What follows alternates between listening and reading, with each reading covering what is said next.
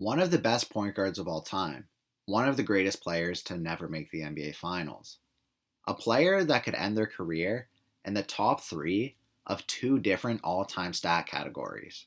Maybe the only player ever that the NBA literally blocked from joining another team.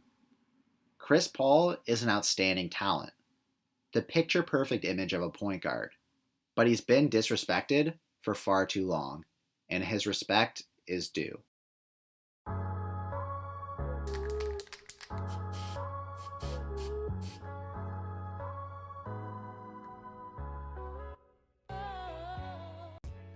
Chris Paul is an NBA veteran. Drafted in 2005 as the number 4 pick, Paul's been in the league for 16 seasons, which is definitely within the top 10 of most experienced players in the league. Currently in his career, at the age of 36, Paul does not have much time left to win the ultimate goal of a championship, and not many people believe in his ability this late in his career either. Everyone would agree that for many years after Paul was drafted, he was one of, if not the best point guard in the league. Looking at his first 11 seasons in the league, Paul was the Rookie of the Year, had 9 All-Star appearances, was on the All-NBA team and the All-Defensive team 9 times, was a 6-time steals leader, and was a 4-time assist leader. Paul also came second in MVP voting behind Kobe Bryant in only his 3rd season in the league, and he also came 5th the year after that. Having pretty impressive stats is just one part of the game though, because if you don't lead your team to wins, then you're not actually helping with much. Those first 11 seasons in the league where Paul was getting all those great stats, he made the playoffs 8 times, which really is not bad at all. But in those 8 playoff appearances, he never even made it to the conference finals. And if you're going to be recognized as one of the best players of all time at a certain position, then you're at least going to have to advance past the second round of the playoffs. Up to that 11th season in his career, Paul had played for both the Hornets and the Clippers. Being drafted by the Hornets and spending the first 6 seasons of his career there really wasn't an expectation for the team to make a deep playoff run. This was because when you looked at the Hornets roster over the 6 years Paul was on the team, you can see that the best players the Hornets had besides Paul over those years were David West and Peja Stojakovic, which were not bad players, but it was definitely not enough to beat teams like the Celtics, Cavs, or Magic. After 6 years of play with the Hornets, there was some rumblings about both Paul and the organization wanting to move in different directions. And this is exactly what happened.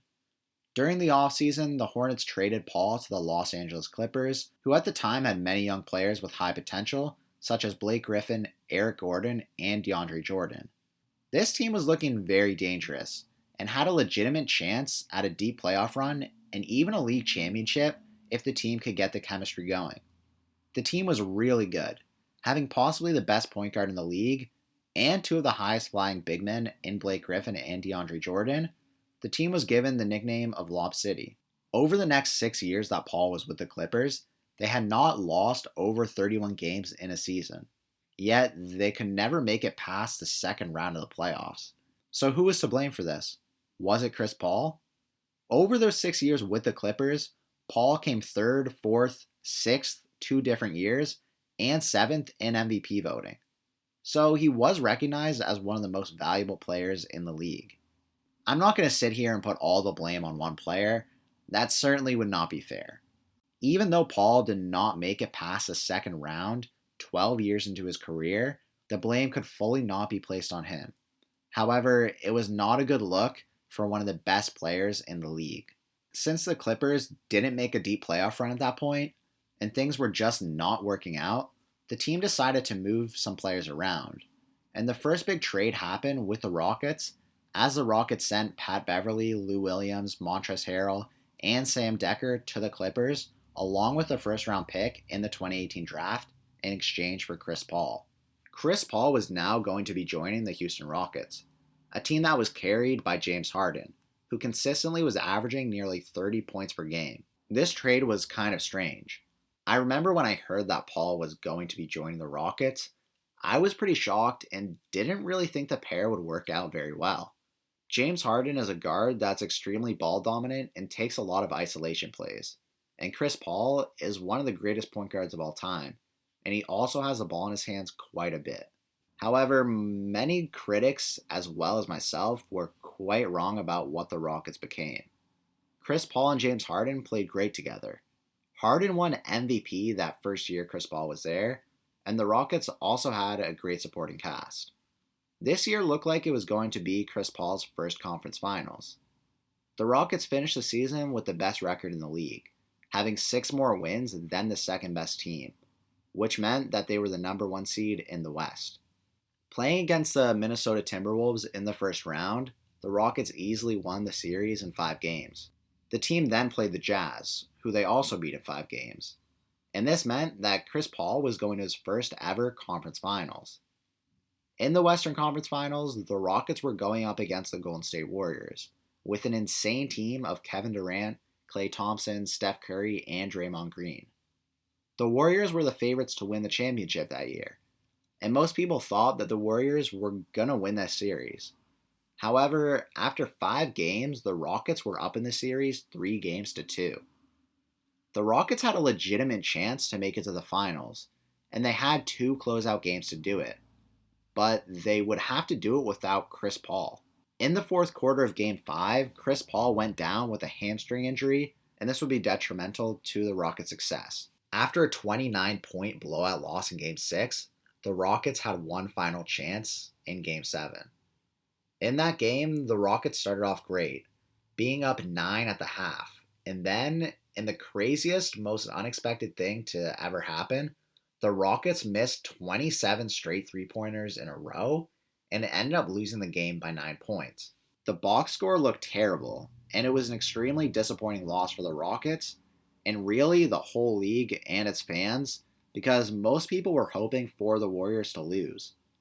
Chris Paul would also miss his closest chance to make the NBA Finals, and possibly win against a Cleveland Cavaliers team that was single-handedly led by LeBron James. So now Chris Paul was about 33 years old, and most people would expect a decline in the near future after so many outstanding years of play. Staying on the Rockets, Paul only played 58 games the next season, and the Rockets played quite a bit worse, finishing the year in 4th place in the Western Conference. This year was arguably James Harden's best season yet, though. Averaging over 36 points, 7 assists, and 6 rebounds a game, he came second in MVP voting. When it came to the playoffs, the Rockets just couldn't get it together like they did the previous season, as they lost in the second round to the Golden State Warriors in 6 games. Since Chris Paul on the Rockets was not leading to an NBA championship or finals appearance, and the relationship between Paul and Harden was also going south, there was some moves that were going to be made. That offseason, the Rockets got rid of Chris Paul, trading him to the Thunder to acquire Russell Westbrook. With Russell Westbrook and Paul George the season before, the Thunder came in 6th place in the Western Conference. So now, how are they supposed to even come close to that with just Chris Paul? Now I'm going to be honest. It seemed like Chris Paul's chances of being on another great team with potential to win an NBA championship was basically over at this point. He was 34 years old at the start of the season, and the majority of players lose speed, agility, and the overall ability to make a difference for their team at that age. I kind of viewed Chris Paul as a mentor at this point. He was still one of the greatest point guards of all time, but he was part of a Thunder team that was expected to be one of the worst in the league. And Paul was no Russell Westbrook, so he wasn't going to average a triple-double and lead the fractured Thunder team to the playoffs. Most people didn't expect the Thunder to make the playoffs that year. During the preseason, ESPN gave the Thunder a 0.2% chance of making the postseason, which was well below the next best percentage for Minnesota, which was at 7%. A 0.2% chance of making it is absolutely insane. That means that if the NBA season was played 500 times, ESPN thought the Thunder would only make it once. Now let that sink in. The whole Thunder team felt disrespected, but Chris Paul especially felt disrespected, and he was on a mission. Starting off the season 5-10, it was a pretty bad sign of how the season would go, and it seems like the critics were actually right. But then, slowly but surely, the Thunder crept their way up in the standings. After starting out with an abysmal 5 wins and 10 losses, the Thunder won 9 of their next 13 games, which brought the team to an even 14-14 record. By the All-Star break, the Thunder had won 33 games and only lost 22, putting them a lot closer to the top of the Western Conference than the bottom. Chris Paul was also playing extremely well, reaching his first All-Star game after missing it for 3 years in a row. Ending the season with a better winning percentage than the Thunder team the previous year, Chris Paul was part of something quite remarkable, and he was a main reason for it, as he finished the year in 7th place for MVP voting. Although Paul was a massive contributor to the team's success, I'm not going to blindly say he was the only reason for it. The team had 4 players average between 17.5 to 19 points, which included guys such as Shai Gilgeous-Alexander, Dennis Schroeder, and Danilo Gallinari.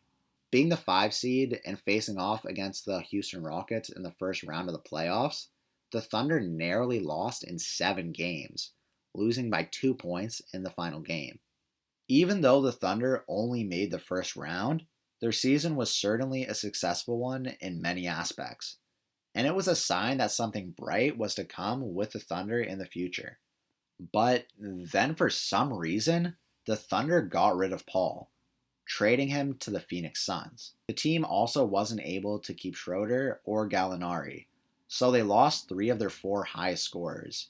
And as you may know, the Thunder ended up being one of the worst teams in the NBA this season, losing over a third of their games. For Paul, he had a new beginning. Being on his 4th team in 5 years, it seems like teams weren't trying to grow with him, they were just trying to quickly see what use they could get out of him. And again, just like it was at the start of the season with the Thunder, it looked like Paul was still going to end his career with no ring. He was now 35 at the beginning of the year with the Suns, and although the season before, the Suns went 8-0 in the bubble, after being 26-39 in the regular season, most people did not consider them to be one of the best teams in the league, or even the Western Conference. Before the season, popular statistical analyst site 538 projected the Suns to go 42-30, with a 75% chance of making the playoffs. I also made a prediction video at the beginning of the season, and I had the Suns coming in 7th place in the West. And as you know, I was a bit off. The Suns finished the year in 2nd place in the Western Conference, and the 2nd best record in the entire league, with about 50 wins and just over 20 losses. One of the main reasons for their success is because of players they had on their team before Chris Paul, mainly Devin Booker and DeAndre Ayton. But when combining that with one of the best and knowledgeable players in the league, the Suns began playing very impressively. Chris Paul was once again named an All-Star this season, almost averaging a double-double with about 16 points and 9 assists a game. Some people also believe that Chris Paul should be considered in the MVP conversation, with some betting services having him in the top 10 for odds. I'm not sure how the Suns are going to do in the postseason. In my honest opinion, I don't think they are going to have a deep playoff run, and if you want to see what I think, watch my playoff prediction video. Even though I don't think Chris Paul is going to win a championship this year, he still has a chance of winning in the near future. He just turned 36 years old, but he's shown that even as he gets older, he can still maintain good statistical averages. I would like to see how the Suns can improve with Paul if he's on their team for a couple more years, and maybe even ends his career there. If he doesn't stay with the Suns, maybe he join a powerhouse such as the Lakers, Bucks, or Clippers to win an NBA championship. Even if Chris Paul never wins a championship at all, he is still one of the best players in NBA history, and should be respected as such. What do you think about Chris Paul? Is he ever going to win an NBA championship? How much longer do you think he's going to play in the NBA? Like, comment, subscribe, and thanks for watching.